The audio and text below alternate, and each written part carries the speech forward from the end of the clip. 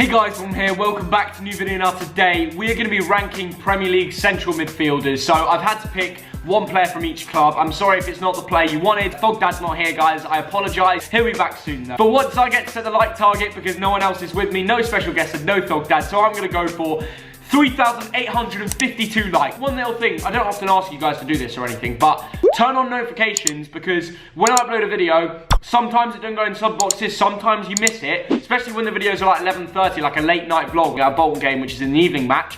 Turn notifications on so you know the next morning that I have uploaded. Let's get straight into the central midfielders. Let's start with Arsenal. So of course we're going to be talking about Granit Xhaka. When Arsenal announced they have 5 captains, he was one of the only ones that are still left in the team today. He's had a few shockers so far this season, giving away a couple penalties. He's always been the liability for Arsenal, and not even Arsenal fans seem to rate him anymore. I've put him 16th. I had to put him low because I'm not going to bullshit in this video for the big teams. Obviously Arsenal are a massive club and they deserve someone better. Aston Villa are next, and of course the central midfielder that I picked was John Mcgann. Brilliant. United were literally interested in a few weeks ago, and I can completely understand. The guy gets goals and assists, he gets up the pitch, but he never stops running. He's someone who's very box to box. John McGinn's got 10th place, which is very high up considering Villa only just got promotion. AFC Bournemouth are next. The central midfielder that I chose for this video was Lewis Cook, the 22-year-old from Leeds United. He's someone that has bags of potential. Like, he's only played 1 game for England, but I'm sure it won't be his last. I'm going to put him in 15th place, which is still pretty high considering he's definitely just going to get better and better and go up this list. Brighton are next, and I had to pick between Pascal Gross and Davy Pröpper. In the end, I went with Pascal Gross, a player who's previously played for Hoffenheim and Ingolstadt in the Bundesliga. He made his way up from the lower leagues in Germany, and he's someone who's very solid and definitely Premier League level. And he's been doing very well for Brighton. I had to put him in 17th place because there are so many good central midfielders. I had to pick the best one from each club. It's very hard for me to put it higher. Burnley are next in this video, and I picked Ashley Westwood. It was either him or Jack Cork. He's previously played for Norwich, Aston Villa, sort of a championship level, but he's been fitting the Premier League very well in the last couple years at Burnley. He's been living up to expectations. He's solid, he gets stuck in. It's someone who Burnley need in the middle of the park, but right now I'm going to have to put him in 18th place because there are so many good central midfielders in the Premier League. Chelsea are next. Now, they actually have a load of central midfielders, and I had to pick their best one, N'Golo Kante. Last couple of years, he's been playing the more advanced role in central midfield. He's been doing brilliant there. He's been getting stuck in, making tackles, running up and down the pitch. N'Golo Kante got his name out there when he had that special season under Leicester City when they went and won the Premier League, for God's sake, and he was pivotal for their team. He was one of the reasons they did it, one of the main players, and obviously Chelsea snapped him up, and he's been doing well ever since. Some people thought he'd be a one-season wonder and he wouldn't be as good as Chelsea, but he has been. He's one of the greatest central midfielders, not only in the Premier League, but in the world. And he's even been fitting this advanced role with getting more goals. I've got to put him in 2nd place. Crystal Palace are next, and there's only one man you think of in the middle of the park, Luka Milojevic. He is, I'm sorry if I bottled the name, by the way, but he's still a legend. He's solid. He's a hard serve. He's someone you want in the middle of the park in your Premier League side. He gets stuck in, he takes penalties, and he has incredible shot power. He's played for teams like Red Star Belgrade and Olympiacos, so I'm going to put him in 11th place. Very high up, to be fair. So Everton next in the alphabetical order, and I'm going to have to go with Andre Gomes as the central midfielder. He has been quality for them ever since he's moved from Barcelona. He can have the odd, inconsistent game where he just looks off it. Now, I was watching him against Villa this year, and he was a bit shaky, but I was also at the game against United in the Everton end last season, and he literally controlled the play. He was pivotal for Everton. He made things happen. He turned defence to attack, and if he can keep having games like that, he can go up this list. But for now, I'm going to put him in 7th place. Leicester City are next, so I could have gone with like Madison, but I thought he was too up the field. Or Tielemans, but has he been there long enough for me to review him? I went with Wilfred Ndidi, the man who's made the most tackles in the Premier League last season, more than N'Golo Kante. Did you know that fact? Well, I've told you now. Thogdun fact. No more Thogdad facts because he's not here. He gets stuck in, he wins the ball back, and he creates chances for Leicester City to go forward and score goals. I can't remember a bad game he's had. I put him in very high 6th place. You know, there you go. Indeed, you should be very happy with that. Liverpool are next, and I had to go with Jordan Henderson as their central midfielder, didn't I? He is the captain of a Champions League winning side. A team with, you know, a 5-point head-on advantage right now to go and win the Premier League. And if he does do that, he will go down as a legend in Liverpool. Even if he doesn't, I mean, he won a Champions League with them. The facts don't lie. He's definitely developed as a player. He's playing more advanced role and he creates chances a lot more than what he used to. Klopp has turned him into a top player, so 3rd place. Man City are next. Now, I could have picked from so many midfielders, so I went with the best one, Kevin De Bruyne. I mean, what a beast he is. Honestly, I think Kevin De Bruyne is one of the most pivotal and important players for Manchester City. I would go as far as saying Kevin De Bruyne is the most important player for Manchester City. And I know they've got a lot of squad depth, and that's a big statement, but I went for it. This year, he's had more than a goal and assist a game. He's someone you should definitely look out for this season. I'd have him in your fantasy Premier League side because he's going to be amazing. He played previously for Wolfsburg, a Chelsea reject, but now he's shining. I'm going to put him in 1st place.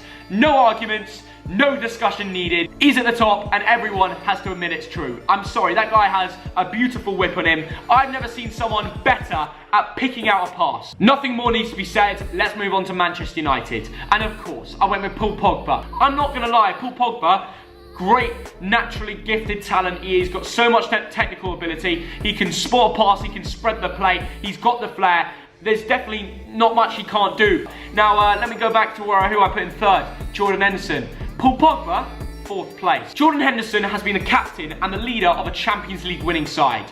Paul Pogba was a Europa League winning side, and I know which one I'd rather have. When he's on form, he's amazing, he's standout. However, when he has a poor game, you can spot it. Let's move on to Newcastle United. Their central midfielder that I picked being John Joe Shelby. Could have gone with Isaac Hayden, both very decent, but John Joe Shelby, once again, very technically gifted, can spread play, got a great pass on him, really good on the ball. He can lose his head occasionally. I'm going to have to stick him in 12th place. Norwich City next, and I didn't really know which central midfielder to pick, so I went with Moritz Leitner. He lacks Premier League experience, of course, but he has previously played for teams like Dortmund, Lazio, and Augsburg, some big names in there. However, he's always been a rotational player. He's only started to be a first-team player this season for Norwich, so I'm sorry, I have to put him in 20th place for now, but that could all change if he starts to get more Premier League experience. Congratulations on beating Manchester City. That's an incredible result. Sheffield United are next, and then one central midfielder that always comes to my mind is John Fleck. Burnley have been all over him. The Scottish lad never stops running. He's a quality player. I put him in 13th place for that reason, because he's quality. He's definitely living up to the Premier League. He's been very good for Sheffield United so far. He was so important for them going up last year. Southampton are next, and I could have had a few central midfielders to pick from: Højbjerg, Lamina, or James Ward-Prowse, but James Ward-Prowse is the English legend himself. Born and bred Southampton, had to go with him, so I picked him. And that man has a whip on him that is so quality. Great at spotting passes, good at playing the ball around Southampton. That man is someone who definitely deserves more England caps. I'm going to go ahead and put him in 14th place. Tottenham Hotspur next, and I had to go with Sissoko, didn't I? I had to pick him. I would have gone with Ndombele. Not enough game time, though. I can't really comment on it. So I went with Sissoko. Moussa Sissoko, the man himself, man. Our hero last year. He was very pivotal to get Tottenham Hotspur right to the Champions League final, which obviously they lost it, but he also got them Champions League football. And I know he's a bit dodgy at passing and shooting, but the way he drives through the ball through that central midfield is very standout, so I had to put him in 8th place. However, one thing is, if he does line up a shot, he could be sending some of the fans to hospital if you are sitting in row Z. Watford are next, and I went with Decore. Once again, another player who's very good at driving with the ball. Led Watford to an FA Cup final, which obviously they got slammed by Man City, but in the semi-final, they knocked out Wolves, who were also a very good side. Decore plays a big part of that. He's someone who gets stuck in, makes a lot of tackles, transitions defence to attack. Arsenal were trying to sign him. They were looking into him, and there's a reason for that. Decore is a very good Premier League standard player. I put him in 9th place. West Ham next, and I could have gone with Declan Rice, but I think he's a bit too much of a central defensive midfielder, so I went with Mark Noble, the captain, leader, legend, the man who still plays central midfield. I think he's not good enough for the Premier League anymore, but I mean, he still takes the pens, he still leads the team, and that's something he's very important in the dressing room, and I'm sure when he retires, he'll go straight into the West Ham staff, especially if West Ham are pushing for 7th place. I just don't think he's got it anymore, so I'm going to have to put him in 19th place, but that doesn't deny the fact that he is a captain, leader, legend. Wolves are next, and I mean, they've got two of the best central midfielders in the Prem, Jean Moutinho, Ruben Neves, but I had to go with Ruben Neves because that man's been in for slightly longer. He was with them in the Championship, and he has scored some stunners. His technical ability is generally, it amazes me. I think he's one of the main reasons Wolves got Europa League football last year and went straight up from the Championship, and that's just in 2 years. So obviously they've had a slow start, but I'm sure the results will start to come. They've had quite a few hard games so far, you can't deny that. So Ruben Neves, I put him in 5th place because he is just, for a footballer, man, to watch him every week would be incredible. I wish he was a Bolton player. I wish Bolton was still in the Prem and someone like him was in our midfield. And that ends this video. Thank you for watching. Let me know what you'd change and how you would review your top 5 and your bottom 5 favourite and worst central midfielders in the Premier League. Smash 3,852 likes. I've gone for it. Now it's your responsibility to hammer it. Subscribe, and like I said at the start of the video, get your notifications turned on, because sometimes I'll load like a video at midnight and you might miss it and you want to watch it in the morning. Get notifications on. Sunderland at home on Saturday should also be a good one. I mean, obviously Sunderland have sold out the away end, which is amazing. I've got to give it to them. Massive game. Could Bolton get their first league win? Who knows? We should have got against Oxford United. We were the better side, but I'll see you in the comments. Thogden Army's growing every day, and I'll see you all later. Thogden will be back soon. I promise you guys. Bye.